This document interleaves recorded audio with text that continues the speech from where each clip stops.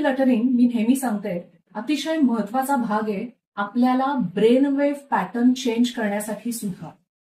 आपल्या आजूबाजूला ज्यावेळी केऑस असतो, क्लटर असतं, त्यावेळी आपण बीटामध्ये असतो.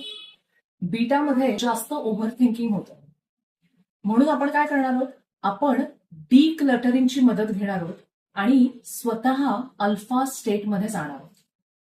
सो आपल्या घरातला किंवा ऑफिसमधला असा कुठलाही कॉर्नर किंवा अशी कुठलीही जागा, वर्क डेस्क असेल किंवा बुक शेल्फ असेल किंवा एखादं तुमचं कबड असेल, ते सिलेक्ट करा आणि फक्त एक त्याच्यावर नजर टाका की अशी कुठली गोष्ट आहे मी की जी थोडीशी रिअरेंज करू शकते की ज्याच्यामुळे मला इन्स्टंट शिफ्ट मिळेल. तो इन्स्टंट शिफ्ट हा तुमच्या ब्रेनसाठी पण एक सिग्नल आहे की it is time for you to relax, it is time for you to gain more clarity. Next step म्हणजे मेंटल डिक्लटरिंग. मेंटल डिक्लटरिंग मध्ये चक्क तुम्ही एक डायरी घ्या किंवा एक ब्लँक पेपर घ्या आणि त्याच्यावर आपल्या मनात असलेले सगळे थॉट्स घ्या.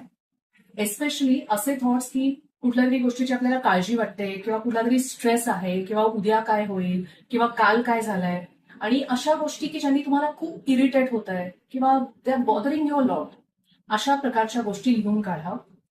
तो पेपर लिहून झाल्यानंतर चक्क फाडून डस्टबिनमध्ये फेकून द्या.